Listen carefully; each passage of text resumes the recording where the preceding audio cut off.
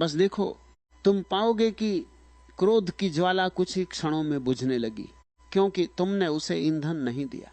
साक्षी भाव तुम्हें प्रतिक्रियात्मक जीवन से मुक्त करता है। अभी तुम प्रतिक्रिया में जीते हो। कोई प्रशंसा करे तुम फूल जाते हो, कोई आलोचना करे तुम टूट जाते हो। क्यों? क्योंकि तुम मन के साथ तादात्म्य किए हुए हो। साक्षी बनते ही एक नई स्वतंत्रता जन्म लेती है। अब कोई तुम्हारी प्रशंसा करे, तुम देखोगे मन को अच्छा लग रहा है। कोई आलोचना करे, तुम देखोगे मन को बुरा लग रहा है, पर तुम भीतर स्थिर रहोगे। यही स्थिरता ध्यान का फूल है। साक्षी भाव का अभ्यास कोई कठिन तपस्या नहीं है। यह हर क्षण किया जा सकता है, चलते हुए, खाते हुए, बोलते हुए। बस भीतर एक छोटा सा दीपक जलाए रखो, जागरूकता का दीपक। तुम बोल रहे हो, साथ ही देख रहे हो कि शब्द निकल रहे हैं। तुम चल रहे हो, साथ ही देख रहे हो कि कदम उठ रहे हैं। धीरे धीरे यह जागरूकता गहरी होती जाती, और एक दिन ऐसा आता है जब विचार रुक जाते हैं और भीतर गहरी नीरवता उतरती है। वह नीरवता तुम्हारा असली स्वरूप है।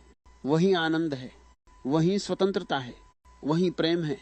मन के पार जो शांति है वही तुम्हारा सत्य है। पर याद रखना, मन से लड़कर तुम उसे पार नहीं कर सकते। लड़ाई भी मन का ही खेल है। बस देखो, केवल साक्षी बनो। जब तुम पूरी तरह साक्षी हो जाते हो, तब जीवन एक नाटक बन जाता है। तुम पात्र भी हो और दर्शक भी। तुम रोते भी हो, पर भीतर कहीं एक मौन गवाह जानता है यह भी बीत जाएगा। यही समझ धीरे धीरे तुम्हें दुख से मुक्त करती है, क्योंकि दुख तब तक है जब तक तुम उससे चिपके हो। साक्षी भाव तुम्हें चिपकने से मुक्त करता है, और जब चिपकना समाप्त हो जाता है तब जीवन हल्का हो जाता है। मन को बदलने की कोशिश मत करो, बस उसे जानो। जैसे ही तुम जान लेते हो, परिवर्तन अपने आप घटता है। अज्ञान में मन मालिक है, जागरूकता में मन सेवक बन जाता है। यही क्रांति है, बाहरी नहीं, भीतरी। और यह क्रांति किसी धर्म, किसी सिद्धांत, किसी पूजा से नहीं आती। ये आती है सिर्फ एक बात से, मैं साक्षी हूं। आज से, इसी क्षण से अपने भीतर यह प्रयोग शुरू करो। जब भी कोई विचार उठे, रुको, देखो और मुस्कुराओ। कहो, ठीक है, मैं देख रहा हूं। धीरे धीरे तुम पाओगे मन शांत झील की तरह हो गया है, और उस शांत झील में आकाश साफ दिखाई देता है। वही आकाश तुम्हारी आत्मा है। पिछले भाग में हमने समझा कि साक्षी बनना क्या है। देखना बिना हस्तक्षेप के, जानना बिना निर्णय के। अब प्रश्न उठता है, जब साक्षी भाव गहरा होता जाता है तब जीवन में क्या घटता है। सबसे पहले एक बात समझ लो, साक्षी भाव कोई उपलब्धि नहीं है, यह तुम्हारा स्वभाव है। तुम्हें इसे पाना नहीं है, तुम्हें बस याद करना है। जैसे कोई व्यक्ति सपना देख रहा हो कि वह भिखारी है, और अचानक उसे याद आ जाए कि वह राजा है। क्या उसे राजा बनने के लिए कुछ करना पड़ेगा? नहीं, बस जागना पड़ेगा। साक्षी भाव जागना है। अब जब तुम साक्षी बनने लगते हो, तो सबसे पहले तुम अपने मन की गहराई को जानने लगते हो। तुम पाते हो तुम्हारे भीतर कितनी परतें हैं। ऊपर सतह पर छोटे छोटे विचार, उनके नीचे इच्छाएं, उनके नीचे भय, और सबसे नीचे गहरा अज्ञान।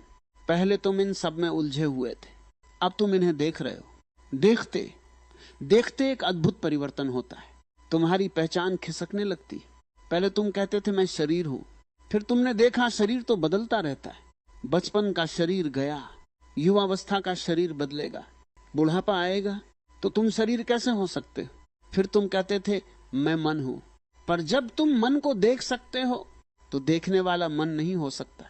जो देखा जा सकता है वह तुम नहीं हो, जो देखा जा रहा है वह वस्तु है, और तुम साक्षी हो, दृष्टा। धीरे धीरे तुम्हें अनुभव होने लगता है तुम एक शुद्ध चेतना हो। विचार आते हैं, तुम देखते हो। भावनाएं उठती हैं, तुम देखते हो। शरीर में पीड़ा होती है, तुम देखते हो।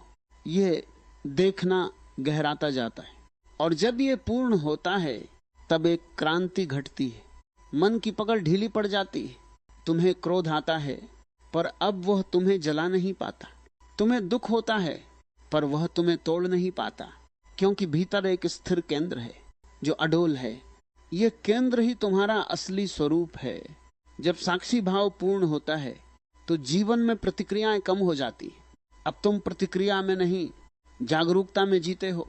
कोई तुम्हें अपमानित करे, तुम तुरंत नहीं फटते। पहले तुम देखते हो अंदर क्या हो रहा है। तुम्हारे भीतर जो देख रहा है वही तुम्हें संतुलन देता है। साक्षी भाव का अर्थ यह नहीं कि तुम पत्थर बन जाओ, नहीं, तुम संवेदनशील बनते हो पर असंलग्न। तुम प्रेम करते हो पर चिपकते नहीं।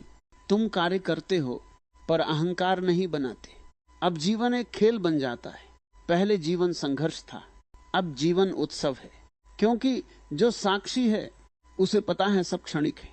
खुशी आएगी जाएगी, दुख आएगा जाएगा, सफलता आएगी जाएगी, असफलता आएगी जाएगी, पर साक्षी स्थिर है। और इस स्थिरता में एक गहरा आनंद है जिसका कोई कारण नहीं। पहले तुम्हारा आनंद कारणों पर निर्भर था। अगर सब ठीक है तो आनंद, अगर परिस्थिति खराब है तो दुख। अब आनंद भीतर से उठता है। जैसे झरना पर्वत के भीतर से फूटता है, वैसे ही आनंद तुम्हारे अस्तित्व से फूटता है। और ये आनंद परिस्थितियों पर निर्भर नहीं होता। साक्षी भाव से एक और परिवर्तन आता है। अहंकार धीरे धीरे पिघलने लगता है। अहंकार क्या है? ये मन का केंद्र है जो कहता है मैंने किया, मेरा है, मुझे चाहिए। जब तुम साक्षी बनते हो तो ये मैं भी दिखाई देने लगता है। और जैसे ही मैं दिखाई देता है